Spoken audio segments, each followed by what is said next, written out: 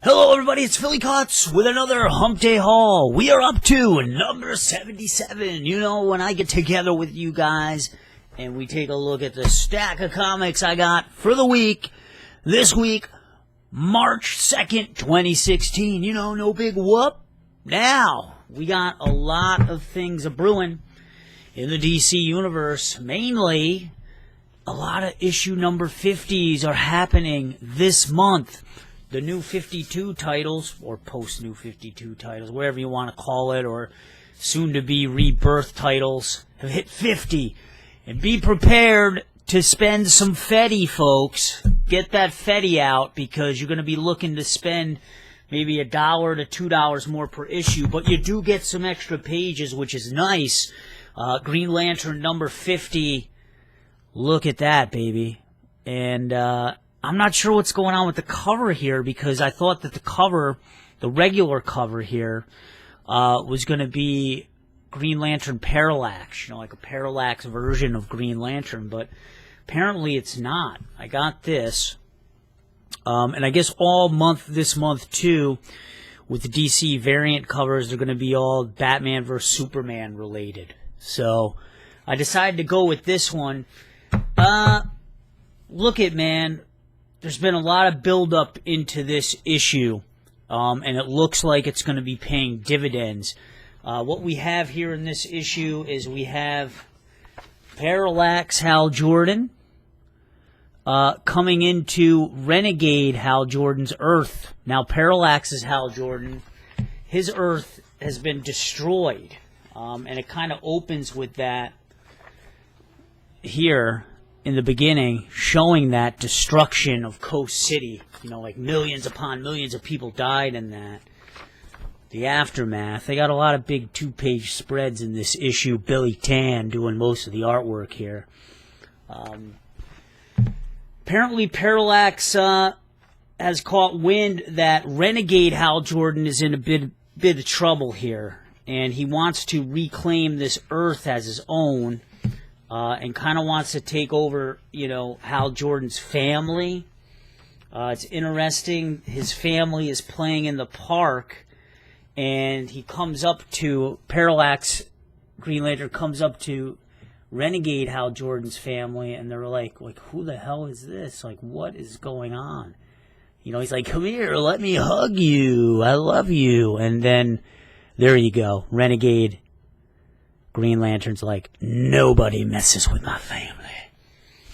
So this is a good issue, man. I'm looking through this, and there is a lot of good dialogue, and there is a lot of heavy battling. So you know that we have Renegade Hal Jordan with the Krona's Gauntlet. He doesn't have his ring, but the Krona's Gauntlet has the strength of something like 5 to 10 rings or something like that. But I think Parallax has the power of like 100 rings. So I don't know. Seems a little unbalanced here, but they have a great showdown. So I would like to see what the ramifications of their battle is going to be. It looks like it's pretty major. I'm not going to ruin it for you guys, but it does look pretty interesting and constructy. And you get a lot of cool constructs in this too. In this issue. So lots of stuff, man. Lots of stuff. Alright, let's move on to Swamp Thing number 3. Ed Wein, original Swamp Thing writer. I've been enjoying this book. It's only going to run for 6 issues. But I've been enjoying it. This is kind of like my first introduction to Swamp Thing. It kind of focuses more on the monster aspect of Swamp Thing, and I guess his human self, I forget what his name was. They don't really talk about that too much, but in this issue, a character, I guess longtime Swamp Thing fans will know who he is, but a character known as Matt Cable comes to the swamps of Houma, Louisiana, and apparently is a longtime friend of Swamp Thing. And he apparently has a way or an ability to possibly free Swamp Thing of his monstrous self. Now here they are in the forest.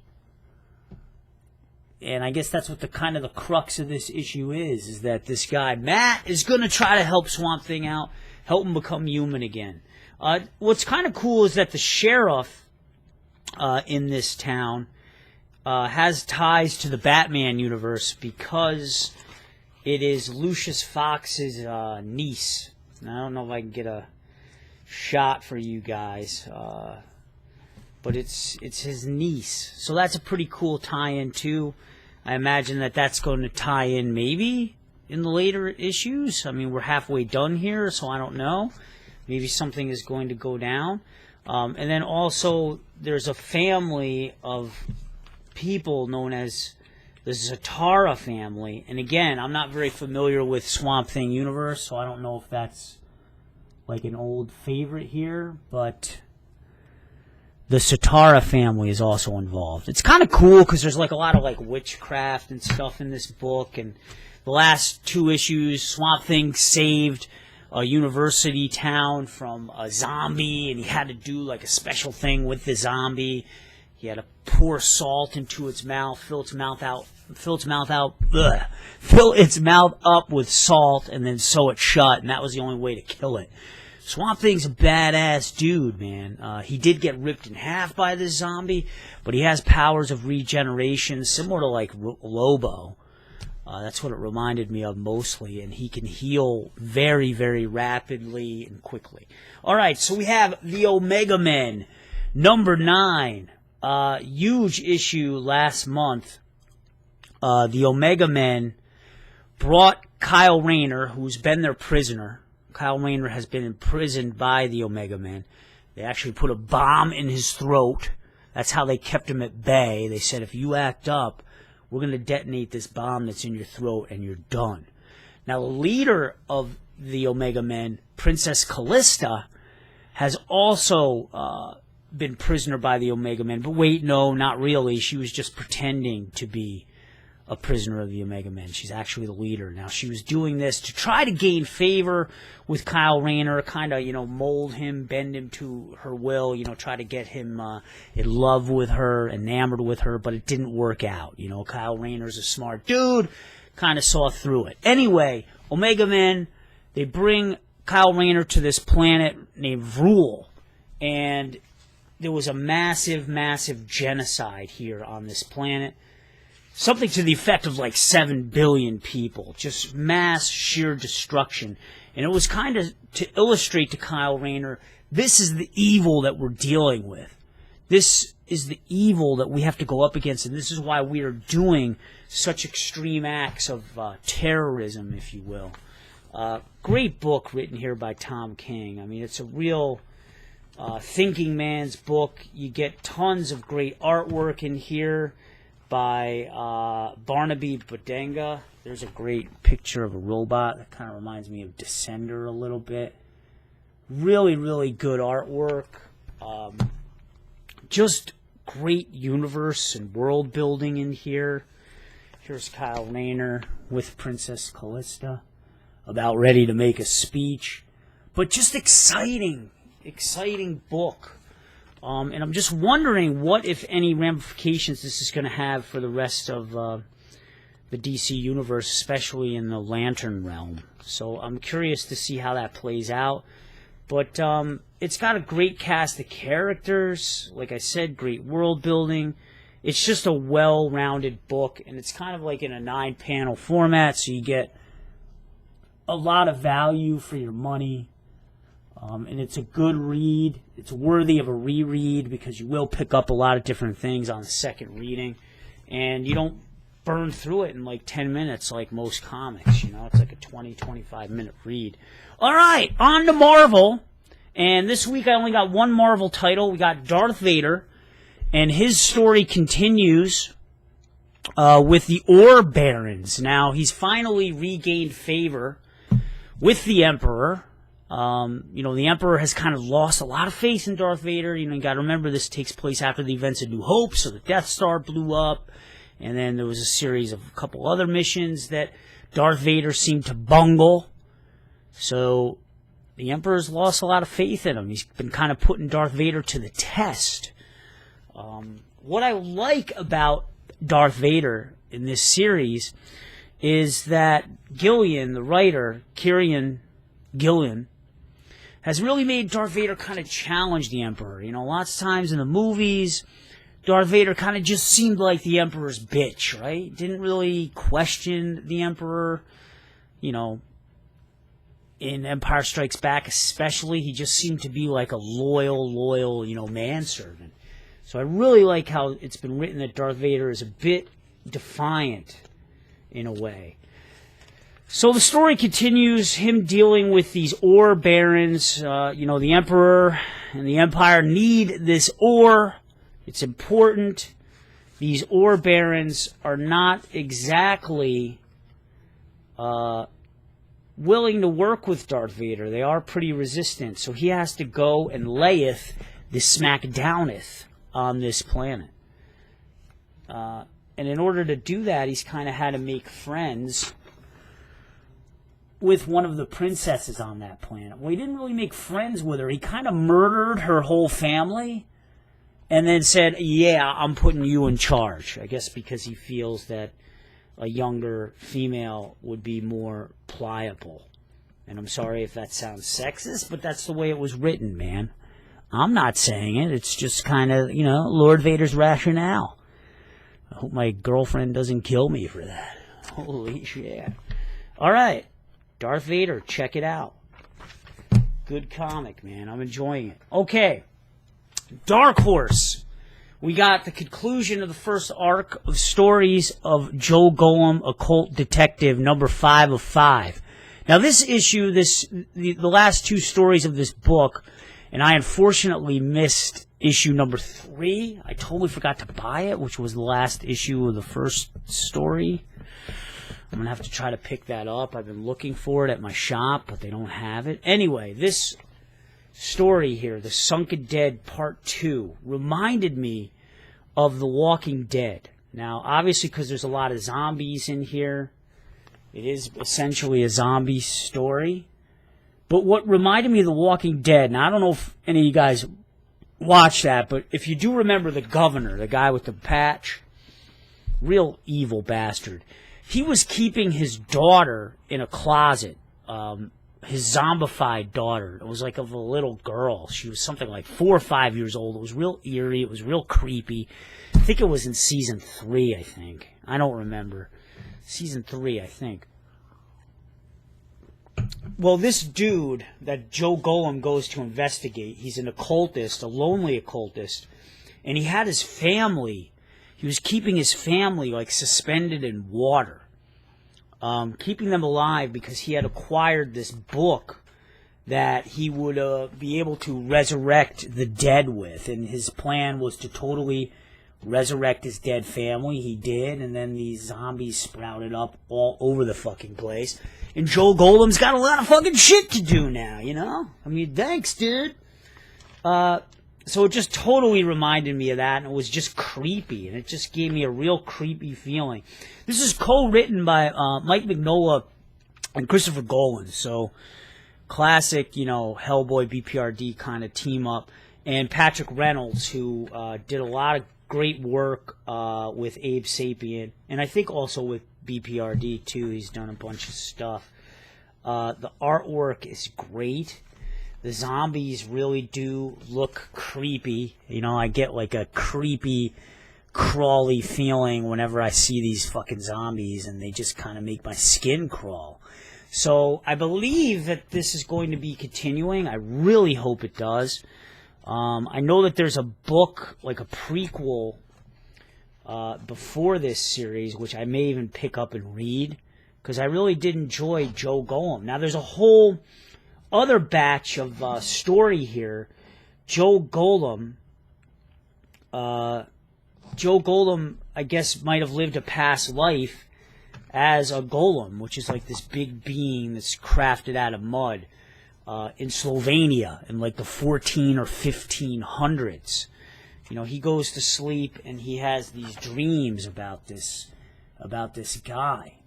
And the purpose of the golem was to hunt down witches. The problem is that in this world, the church has deemed for the past 100 years that it is illegal. It should not be done to make these golems. So that's an interesting, like, backstory. They don't really go into it too much. So I'm kind of hoping that, you know, the next batch of stories will kind of go into that a bit more. There's one of those witches, dude. So yeah, Joe Golem, Occult Detective, man. If you're into that stuff, I say highly check it out. Now, Dan Abnett, I know about him because I read, you know, The Wild's End, which was my anthropomorphic animal fix. I think he's done work on, like, Guardians of the Galaxy. He did some work on, oh, God, why can't I think of it right now? Oh, he's on Aquaman right now. He's the new writer on Aquaman for the new story arc, so I know that Aquaman is going to be on the up and up because Dan's writing. But we have a whole new batch of Predator and Alien stories. 2014, we got Fire and Stone, which was a massive, like, 20-issue something story over multiple titles. Well, this is the same deal. Life and Death, beginning with Predator #1, written by Dan Abnett. The difference here with this is that Dan Abnett is going to be doing the writing on all the different titles. So I guess, like Fire and Stone, if I'm correct, it's going to be on Predator, Aliens versus Predator, and Prometheus. So it's going to be 17 issues. Dan Abnett's going to be doing the writing. I'm not sure if they're going to have different artists for each book. I really hope so, because in the Fire and Stone series, they had some really good artists, in particular Juan Ferreira, who does, he did work on, like, the Colder series. Just an amazing artist. He's, like, one of my favorite artists. This, we have Brian Albert Thies, and it kind of starts out 1 year, it says it starts out 1 year, or 43 years after the events in the motion picture Aliens, you know, the James Cameron sci-fi classic, and just over a year after the events of Fire and Stone. So interesting to see where that picks up, because in Fire and Stone, it had some really interesting things happen in that book. There was this black, oily substance known as an accelerant, and it kind of melded together the different species of Predator, of Aliens, and of the engineers from Prometheus. So you got these real, and humans too. So you got these real interesting combinations of being. One of which was a cyborg. I can't remember his name, but he got mixed with the DNA of an alien, and it was really, really cool to see the metamorphosis that took place among multiple characters. There was also another human character who went through a metamorphosis with some Predator DNA. So it was really interesting, these mashups that came up with. My only complaint was that because it was spread over 4 different titles, and the titles weren't even in the right order, it got a bit confusing reading it as it went on. So I don't know if they're going to try to fix that. I'm not even sure what the timeline is on these books. They unfortunately did not give a checklist. So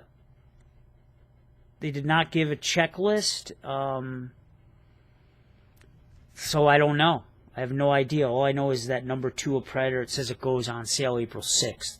So I'm hoping it's similar like the other series, where it came out like each week, one of the miniseries issued a book, which was kind of cool. I guess I could maybe read you guys this. Welcome to the first issue of Life and Death story cycle. As with 2014's Fire and Stone, each chapter of this series will put the spotlight on different species from the 20th Century Fox's horror sci-fi franchises, Aliens, Predators, and the mysterious engineers from Prometheus. However, unlike Fire and Stone, which was preceded by a lengthy and comprehensive period of planning by a group of 5 writers, several artists, and half a dozen editors, a bare-bones outline of series objectives was handed to author Dan Abnett, and he was instructed to start writing, which he did with gusto. Meanwhile, working from Dan's fleshed-out treatment, artist Brian Thies produced a ton of character drawings to help himself and subsequent artists maintain proper likenesses throughout the story. Most of the drawings were of the human characters, but there were also a few predators. Here's one I nicknamed Hornhead. And he shows this here. So, yeah. Kind of don't want to show you guys the last page because it might ruin it. But, yeah, we got lots of classic Predator action in here. I just hope they, can mix it up a little bit. It looks like we got alien, the Colonial Marines going into a rainforest on this planet named Tartius. And then if you've seen the Predator movies, you know what happens. So I hope they expand on that. I was pleasantly pleased with what Fire and Stone did to add to the lore of the series. All right, dudes, that's it. Short comic book haul. Only 6 books, and I guess cover of the week, man. This is a tough one. None of these are that great. Blah, blah, blah, blah, blah, blah, blah, blah. I guess I'll go with Green Lantern 50. Why not? Right? I mean, it's not that great of a cover, but, whatever, Dad. All right, dudes, let me know what you're liking, what you're disliking. Comment down below. Peace! Have a good week, dudes. Bye.